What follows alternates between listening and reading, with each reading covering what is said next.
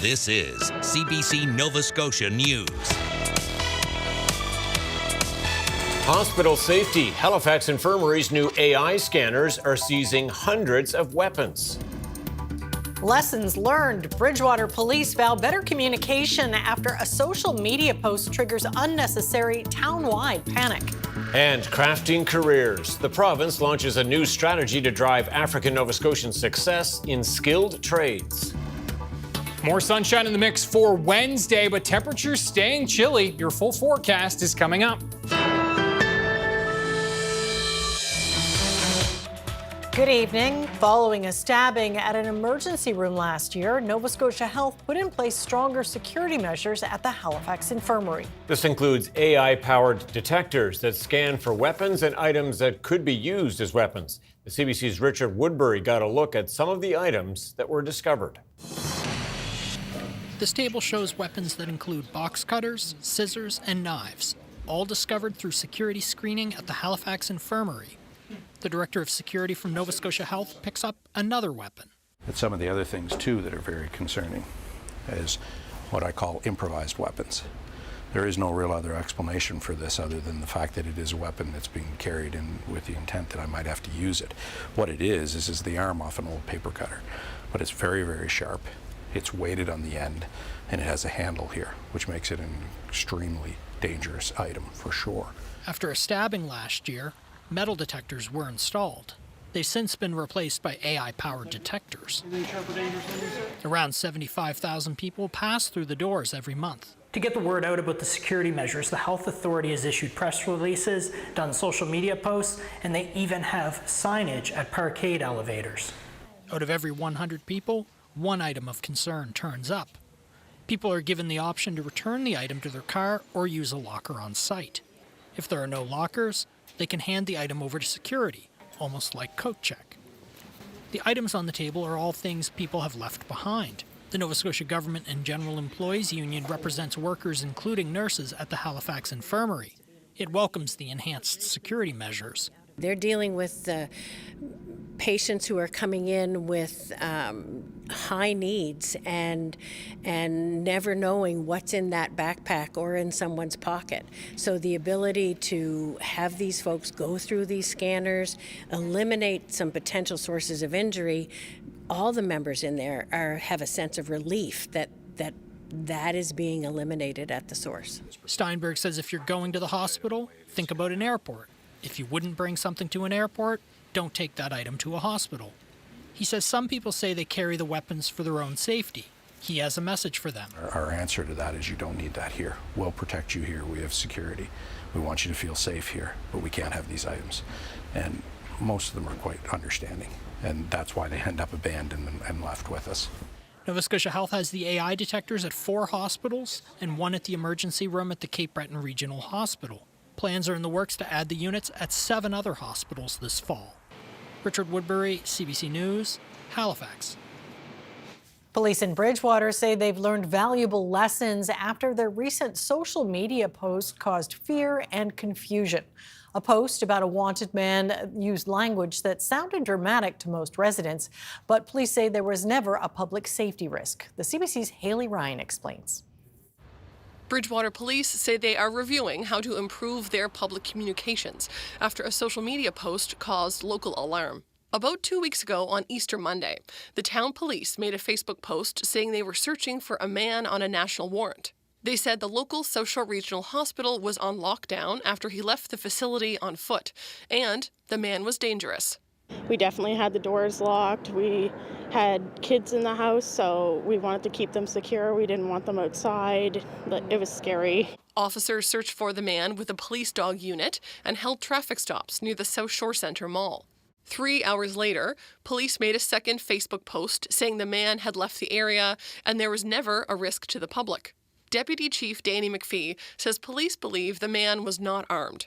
He says dangerous is a standard police term for someone with a violent history, but who may not be an active threat.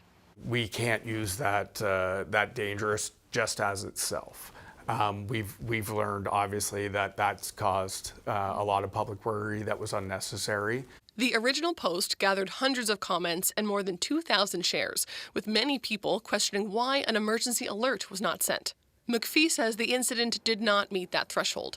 The first step is imminent danger, and it's somebody that has the opportunity and ability to carry out that imminent danger. So it's very different. Bridgewater Mayor David Mitchell says the situation is a learning experience, but he would rather have local police share information than stay silent. That, to me, is the right decision, rather than being reactive later and saying, by the way, this happened. Mary Ann Campbell is director of the Centre for Policing and Criminal Justice Research at University of New Brunswick St. John. Campbell says every community is different, and the public response is understandable in light of the province's 2020 mass shooting. Nova Scotia obviously will have a lot more sensitivity around those kinds of messages for a long time into the future. The police department was already planning to hire a new civilian position to help improve communications, especially on holidays or when senior officers are unavailable. Yeah, we definitely will avoid the police jargon in the future. Haley Ryan, CBC News, Bridgewater. 6 of 12 provincial museums that were facing permanent closure from budget cuts will now stay open. The province has confirmed that they would receive funding from the Community Museum Assistance Program. While a complete list was not provided, CBC earlier reported that Perkins House in Liverpool was one of them. We've now learned that McCullough House in Pictou County and Ross Thompson House in Shelburne County will also get some funding. The executive director of Nova Scotia Museums tells CBC he's looking forward to discussing the issue further with the minister in charge of the file. Work is now underway to build 100 new public housing apartments in Dartmouth's Shannon Park.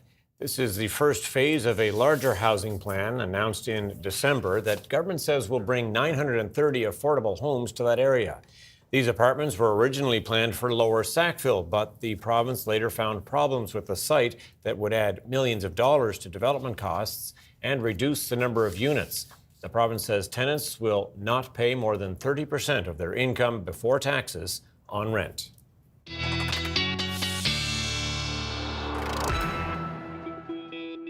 And here with a look at the weather now is Ryan Snoddon. Yes, a chilly start to the day. Yeah, certainly, and really kind of staying in that chilly pattern throughout the day. Nice to see some sunshine in the mix today, but yeah, those highs did struggle indeed. We were basically in those low to mid single digits.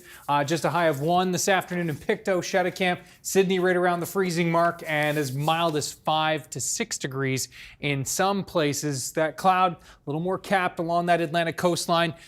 No doubt sunnier towards northern areas. Cape Breton also cloudy at times today for sure. There's that low that's moving its way out. We've got a secondary low here, which is going to be moving in and bringing us some showers, holding hands with this low developing off to the south. And so that will bring some showers in for Thursday, but pretty quiet for Wednesday, as you will see.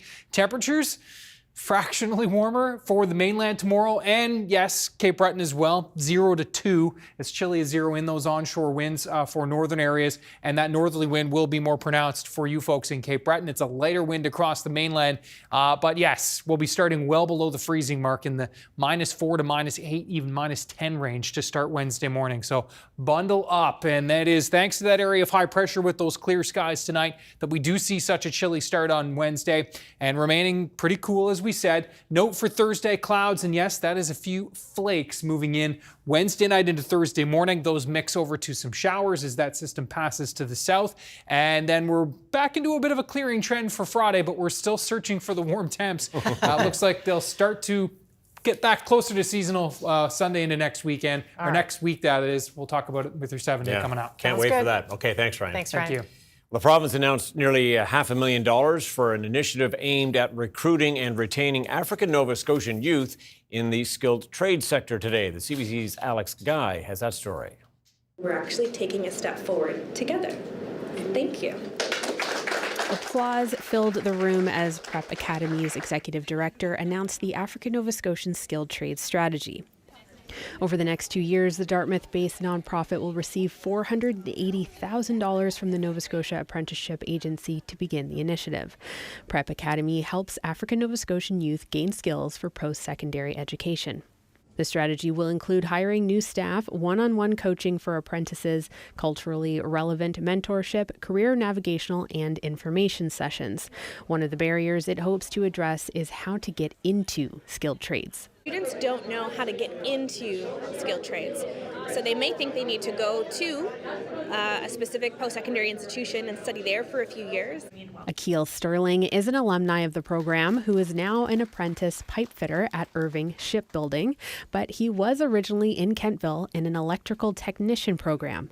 Prep helped him realize there were other options. If I had stayed in Kentville, I had no place to stay, no commute, so I would have lost my bursaries, and I would still have not gotten an education to move on to the next level. So I know for a fact I would have been in a different place without prep. The initiative has been in the works since late 2025, according to Hill, and negotiations were made prior to the province's budget being tabled, which saw a similar amount, $480,000, cut from the Academy's funding.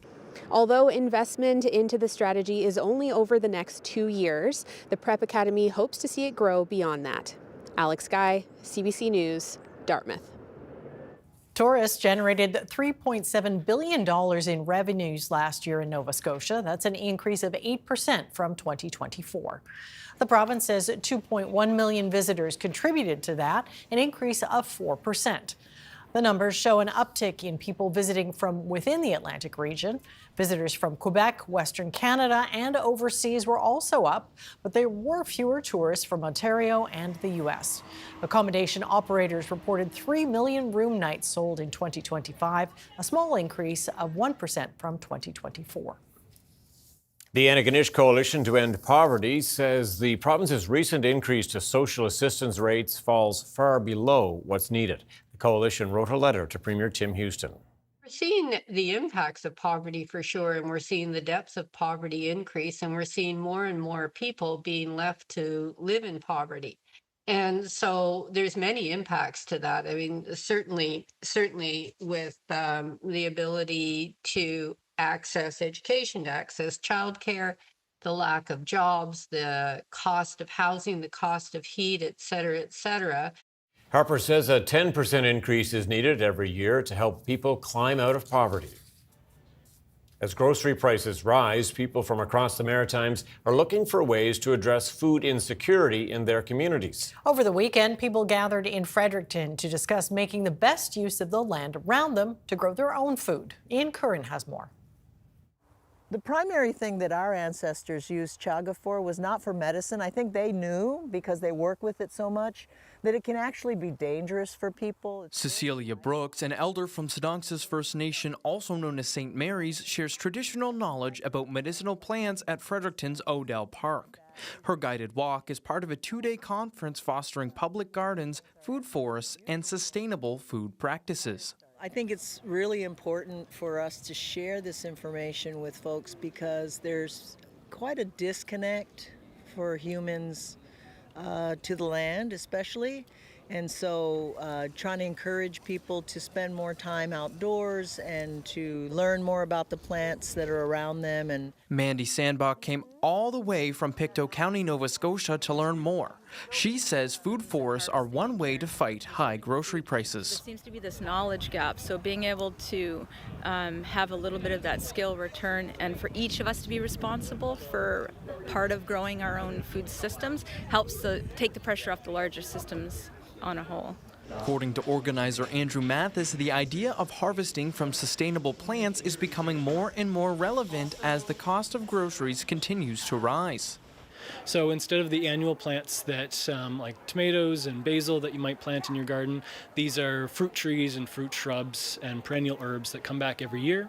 And so you only have to plant them once, and then you have food for, we're thinking forward to generations. Despite what seems like a straightforward solution, Mathis says growing one's own food is becoming a lost art. Yeah, we think our food comes from the grocery store, right? But it doesn't. It's grown somewhere, and we have lost that connection. And so this is largely a practice of reconnecting with nature, reconnecting with where our food comes from. Mathis hopes that having people connect with nature with speakers like Brooks will help spread these practices across the Maritimes.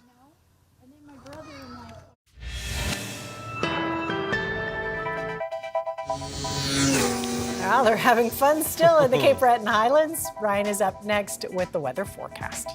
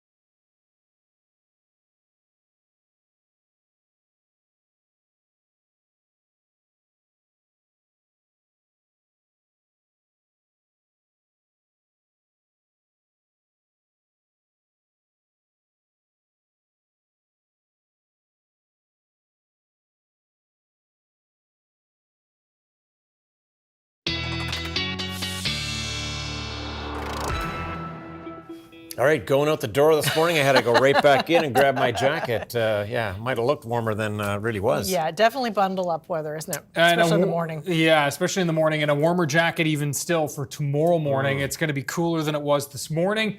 And yeah, at least we did have some sunshine in the mix today. It did cloud up along that Atlantic coastline into the metro area. Have a look at this. We'll start with a webcam time lapse of beautiful Peggy's Cove, and you can see how much the cloud and the sun were doing battle in and around Peggy's Cove in the metro area today. Times it was pretty bright, and times it was pretty cloudy. The also notable thing is how many people the crowds do move through that on a daily basis, and this isn't even peak season. No. Did no one sit in the chairs today? I guess don't see not. them sitting there. You're right. They're waiting for us. Yeah, that's right.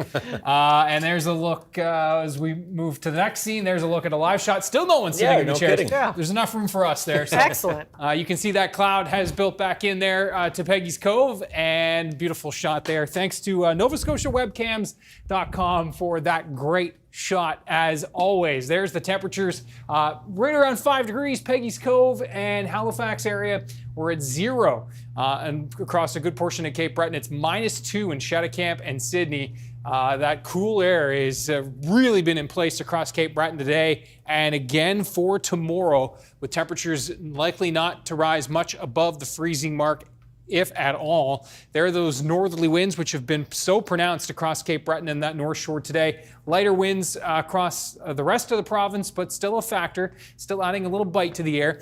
And you can see that cloud deck that's been across Cape Breton and the clouds that have built up across the Atlantic coastline today, thanks to those sea breezes which have been blowing in onshore. Couple of very isolated showers looked like this afternoon over Lunenburg and Queens counties, but overall pretty quiet. This low here is holding hands with this low here, and that will all move through as a trough that will bring some clouds and some showers as we look ahead to Thursday. There are the temperatures. Spring is on out west. Edmonton at 18, Calgary at 21, 23 in Regina, but just 7 in Toronto, 7 in Quebec, and as you can see, 5 in Halifax, 2 in St. John's, with a big freezing rain event coming for a good chunk of Newfoundland tonight. As we look at the forecast here for tonight, temperatures will range between around -5 to -10. -6 is on the board for Cape Breton. With those northerly winds, it is going to be very chilly to start the day in through Cape Breton when you factor in that northerly flow. Cold across the board, obviously across the mainland as well when you're talking about those types of temps. A little milder along the coastline. Lots of sunshine to start tomorrow. Once again, we're going to increase the clouds, becoming a mix of sun and cloud into the afternoon. For the west and central areas, I don't think it'll be quite as pronounced as it was today, but certainly in the mix. Mostly sunny skies across Cape Breton with those northerly winds, temperatures near the freezing mark for Inverness County, and likely pretty close to the freezing mark or just above Sydney Metro, back down through Richmond County. 2 to 5 degrees for the eastern shore tomorrow. Antigonish should get to around 3 to 5 degrees depending on your proximity to the coast. With those northerly winds a little stronger there. It's a lighter wind across the rest of the North Shore and into the metro area. Temperatures ranging between 6 and 8 degrees. Looking at temperatures ranging from 5 to 8 degrees across the west. So we should be around 10 degrees this time of year. We're actually going to cool down further for Thursday. This next system, as I said, low to the north, low to the south, and this trough comes through. And yes, those are wet flakes mixing in Thursday morning. Not likely to see accumulation by the looks of things right now, but maybe a little bit on the grass and enough to just give us all a little deep breath. Deep breath. There are those temperatures on Thursday, just 5, 6, 7 degrees. Cape Breton likely to remain dry with that system skirting off to the south. And then we've got this trough that's going to be moving into the region on Friday, increasing clouds on Friday. The cold air mass, as you can see, most pronounced today through Friday. And then as we move our way into the weekend, the latter half of the weekend into next week, most of that cold air retreats back off to the north, and so a better chance that we're at least able to squeeze up into some seasonal temperatures Sunday and into next week. But Tom and Amber, we're going to need some rain by the time we get to next week. Looks like it'll be mid to late next week before we can get some much needed wet weather. Need to strike a balance, don't we? Yeah, that'd be nice if we could. The balance has been off for sure. Yeah, we're off. Okay, thanks so much, Ryan. Thanks, Ryan.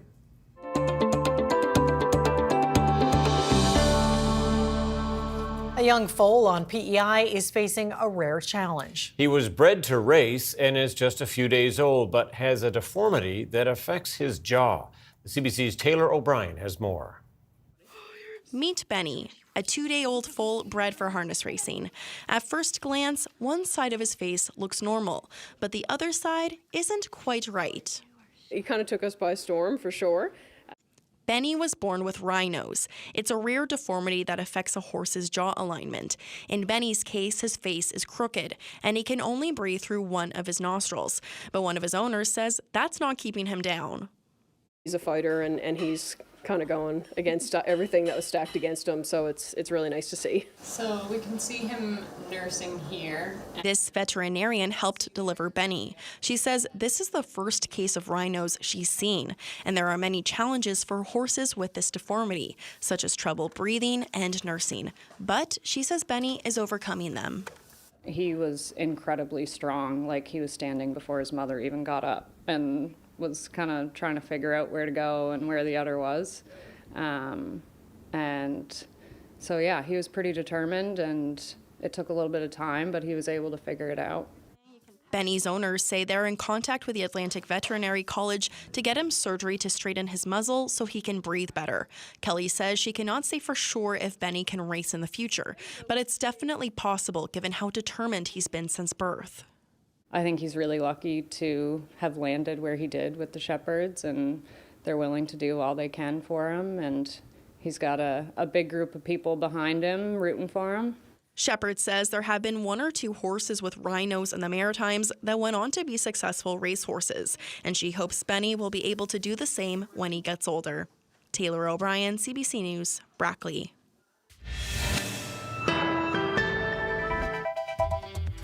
Coming up, the municipality of Pictou County is asking the province to hit pause on 2 proposed power plants in the area.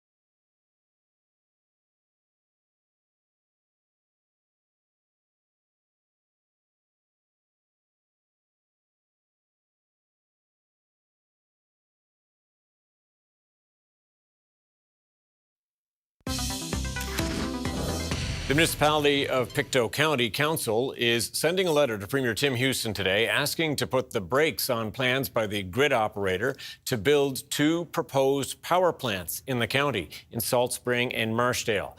They would burn natural gas or fuels when backup power is needed during peak demand in this province. Some community members, including Mi'kmaq, are worried about the possible impacts on wetlands and watercourses in the area, along with their well water. Other questions include becoming reliant on fossil fuels. Robert Parker is the warden of the municipality of Pictou County. Sir, why do you want this pause? I think it's needed in order for the people in the area, both Salt Springs and Marsdale, but all of Pictou County. This is not a two-community issue. This affects the whole county and in some ways affects the whole province, because these so-called peaker plants they have the potential to cause a lot of problems, especially with well water. They take a terrific amount of water to run them. I think it's hundreds of thousands of gallons every hour. And so there's a big fear among the residents that it could drain the aquifers and cause them to lose their well water. And in the country, when you lose your water, you lose your property. It's not worth anything once you lose your water. But that's not the only concern. There's a lot of concern with what's coming out of the stack and what effects that's going to have on climate change, and that's why it affects everybody. But also other issues like our river, the West River here, which runs right past my home, is one of the best salmon fishing rivers in the province. And certainly the Indigenous community here in Pictou County are very concerned, as are the local residents, about the effect that it could happen if anything goes wrong.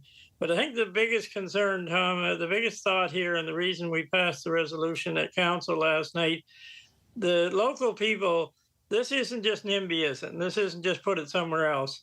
They started off that way maybe, but there's been an awful lot of good research done by the local people. And they've come up with things that possibly are better than these gas-burning peaker plants. We're going from coal to natural gas and oil, which is about halfway.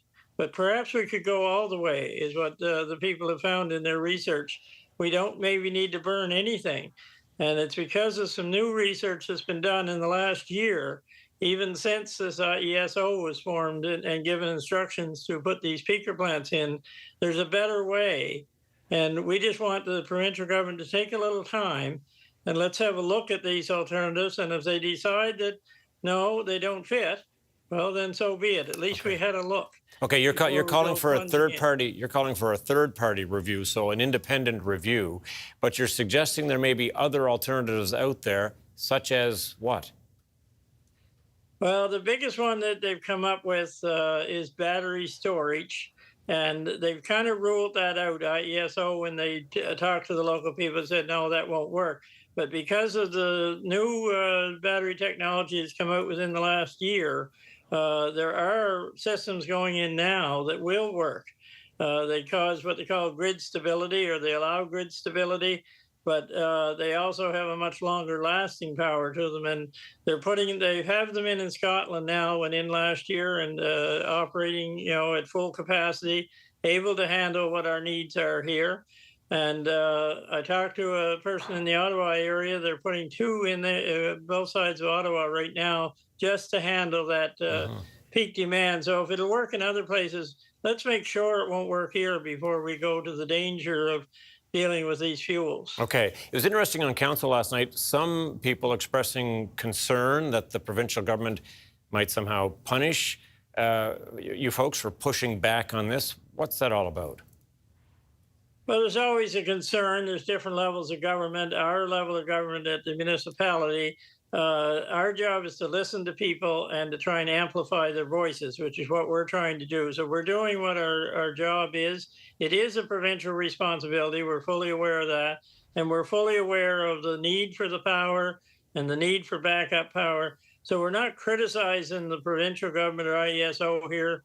So hopefully they don't take it that way. We're doing our job, they're doing theirs, and hopefully they're willing to work with us and take this look to be sure, not somebody in 5-10 years time saying, I wish we had known about this, or I wish we had known about that. Here's a last chance to have a look. They're awfully close to awarding a contract to somebody. And once that's done, the taxpayers in Pictou County and the taxpayers across this province are going to be paying for these plants. They're $1 billion, a billion with a B each. That's not even counting the fuel to burn them, right, to run them.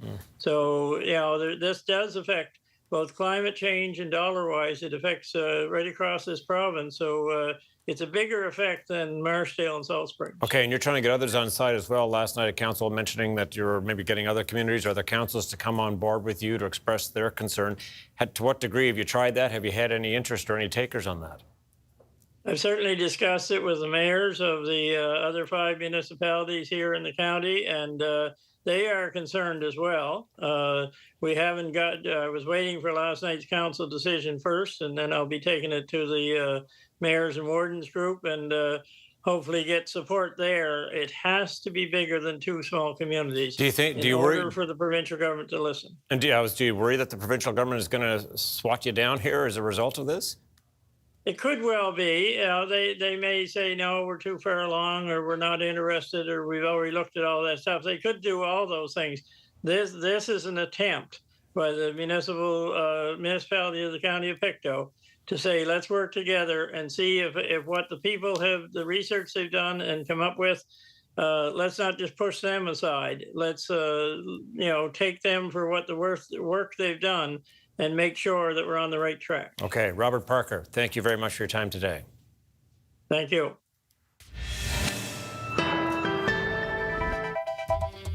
Coming up, Prime Minister Mark Carney unveils a new Canada-U.S. Trade Advisory Council ahead of CUSMA review negotiations in July. And the royal family remembers Queen Elizabeth II on what would have been her 100th birthday.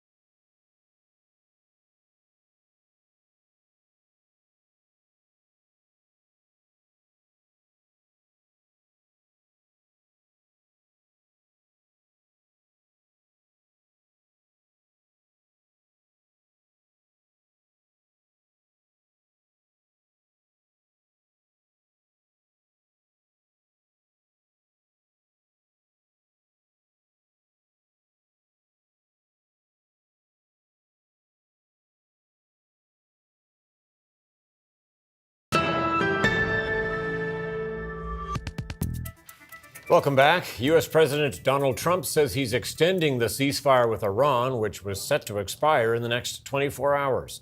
Meanwhile, a fresh round of talks between Israel and Lebanon are set to take place Thursday in Washington. They come as Israel establishes a so-called buffer zone against Hezbollah militants by demolishing communities across southern Lebanon. Chris Brown now on the deepening fears that this area will be changed forever.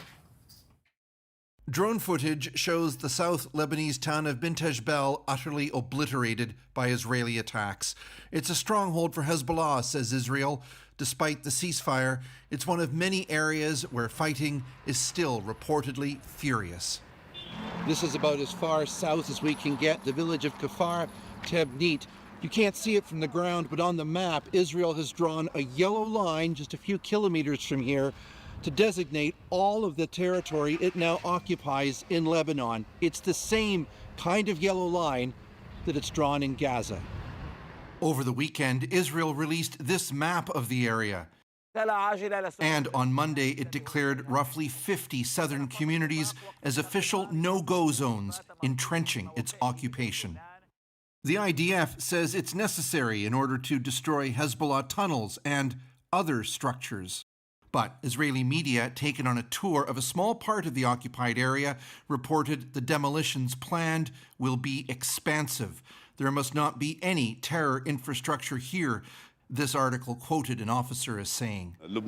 This member of Lebanon's parliament, whose party is an ally of Hezbollah, said southern Lebanon will end up as destroyed as Gaza. Israel has never stopped its attacks, nor its house cleaning operations, or its daily artillery shelling, said Hani Khobaisi. Just outside the security zone, as Israel calls it, people in Jebshit are cleaning up. The mayor here says Israel's scorched earth strategy won't work. The Israeli army appears to act on the idea that if it turns homes into rubble, they kill the life rooted in that area, said Hussein Fahas. The IDF says its measures prioritize the safety of its soldiers. But the price of that security may be the systematic erasure of communities, leaving people nowhere to return to. Chris Brown, CBC News in Nabatea, South Lebanon. Authorities in Mexico revealed new details about the mass shooting that happened at the Teotihuacan pyramids Monday. The attack left a Canadian woman dead and at least 13 others, including a Canadian, wounded. After some shootings, he is injured in one of his legs. We try to neutralize him, but he takes his own life. Authorities identified the shooter as a 27-year-old Mexican national. Officials say that prior to the attack, he had scouted the popular tourist site north of Mexico City. They also say he was carrying materials that referenced a mass shooting at a U.S. school in 1999. Some of the wounded were shot. Others had injuries that occurred after tourists climbing the pyramids fell. With the trade war between Canada and the U.S. dragging on, Prime Minister Mark Carney has unveiled a new advisory council to help. The CBC's Ashley Burke reports. The Prime Minister revamping a committee, advising him on how best to deal with Donald Trump, his tariffs, and threats. It's a diverse group, leaders from the union movement, experts in industry, and CEOs in finance and across the economy. Mark Carney dropping a series of Trudeau-era members and replacing them with his own picks as Canada prepares to review North America's Free Trade Pact. I think it'll help our negotiations and it'll help the Government of Canada be informed. Carney bringing on the president of Dofasco, a steel company hit with American tariffs, the head of TC Energy, and CEO of the Canadian Chamber of Commerce. What business needs is some short-term certainty alongside some long-term clarity on the relationship. The Prime Minister also reaching across party lines, appointing the Conservatives' former leader Aaron O'Toole and Deputy Leader Lisa Raitt. I'm always the one that wants to keep working through issues and continue to talk, but Mr. Trump is the one that has to agree to be at the table as well. I can't do anything to control what he does or doesn't do, but I can prepare our Prime Minister with the best information I can get. After that news broke, Poilievre unexpectedly appeared outside a Liberal cabinet meeting to talk to journalists. What do you think of Erin O'Toole being on this council? It's great. At the end of the day, though, what we need is action. The Conservative leader accusing Carney of doing nothing but stoking fear about Trump rather than making him drop his tariffs. He hasn't held negotiations in 5 months.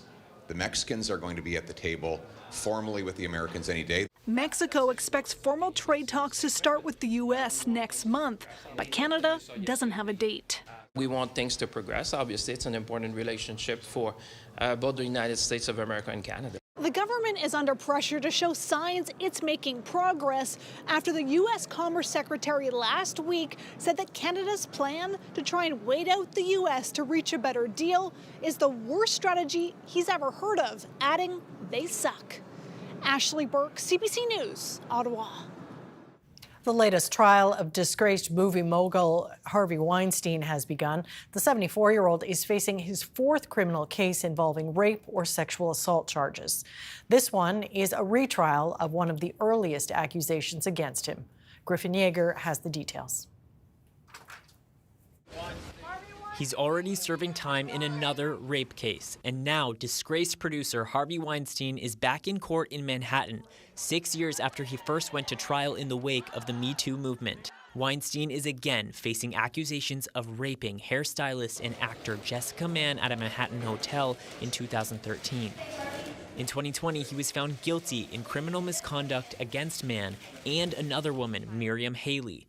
But after an overturned conviction in 2024 and a deadlocked jury on this same charge last year, he's being tried once again.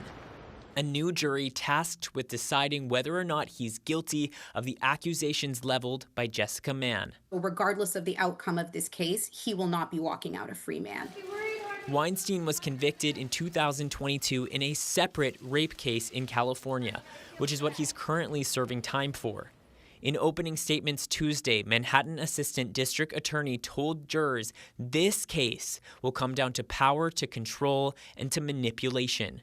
Weinstein's lawyer countered, saying it is about consent, about choice, and about regret. When this case was first brought in 2020, this was at the height of the Me Too movement. We were very worried about the victims of these sexual offenses. What we're going to be looking for in this case is whether the actual court of law has shifted as well. Weinstein ran Miramax, a film production company for more than 2 decades, winning awards and earning a high Hollywood status. But following 2017's #MeToo movement, women began to come forward with accusations of criminal sexual misconduct against him. Attorney Gloria Allred has represented several of Weinstein's accusers. Women in Canada, women in the United States, women all over the world, we're not going back. We have a passion for justice for our daughters, and that passion will continue.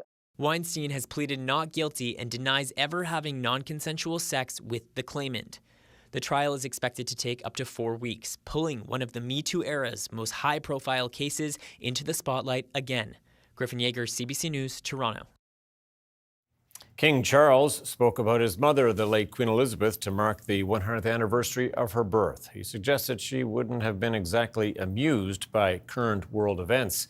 As Briar Stewart explains, the King will be stepping into some choppy political waters himself with an upcoming visit to the U.S. As King Charles marked what would have been his mother's 100th birthday, he reflected in a video message on how much has transpired since her death 3.5 years ago. Much about the times we now live in, I suspect, may have troubled her deeply. Against all the geopolitical turmoil, the King is about to embark on a closely watched state visit to the U.S., a trip that many Britons are divided on. A survey found that nearly half of all Brits think the King and Queen's visit should be cancelled. The trip was planned to help the U.S. celebrate its 250th anniversary of independence, but it's hard to escape the current political backdrop. U.S. President Donald Trump got the royal treatment when he was hosted in the UK last fall. Since then, the relationship has soured. I'm not happy with the UK either. Trump has lashed out at Prime Minister Keir Starmer repeatedly because of the UK's refusal to get involved in Washington's war with Iran. And then there's the controversy over Jeffrey Epstein. The now former Prince Andrew was stripped of his royal titles because of his connection to the convicted sex offender. Andrew was accused of forcing Virginia Giuffre to have sex with him, which he denies. Some are calling for the king to meet with Epstein's victims during the trip, but that won't be part of the itinerary. By going over to the United States, that to some extent is going to be dragged up again. This political scientist says the royal visit does carry some risk given Trump's unpredictability, and that any benefit will likely be short-lived. We saw previously when Keir Starmer pulled out the letter inviting Trump to the UK that it didn't really in the end save him from the ire and the mockery of the president. But the British government is hoping that the monarchy and all of its pageantry can help stabilize what's become a rocky relationship. Briar Stewart, CBC News, London. For this year's NHL playoffs, Montreal fans are packing into a cathedral outside the city. It's a heritage site that hosts mass as well as cultural and artistic events. Now it's opening its doors for fans to watch and cheer on their beloved team. Natalia Weichsel reports. Well, some people say that sports is a religion. And if you know a Montreal Canadiens fan, you know that they love their team with an ecclesiastical level of devotion. During the playoffs, then, this cathedral might just be the place for them. Fans are packing the pews of La Cathédrale Saint-Jean-l'Évangéliste to cheer on the Habs as they go for a 25th Stanley Cup. The event is called La Sainte Flanelle. So it's a reference to, of course, religion.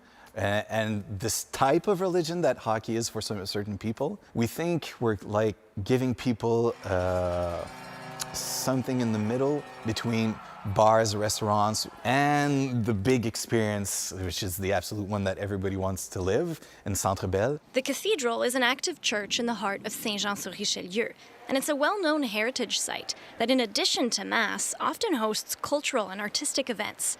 And then we wanted to do something artistic and sports-oriented with the hockey games. Putting together a show like this in a cathedral is a big production.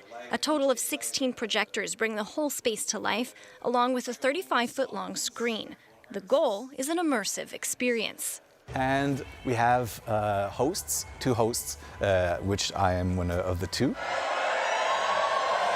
People were there, and you could see that they were connected to the game, to the Canadiens de Montréal, but to what they were going to live here, and they knew that it was going to be unique. It costs $27.50 for a ticket, and the cathedral can comfortably host up to 600 people.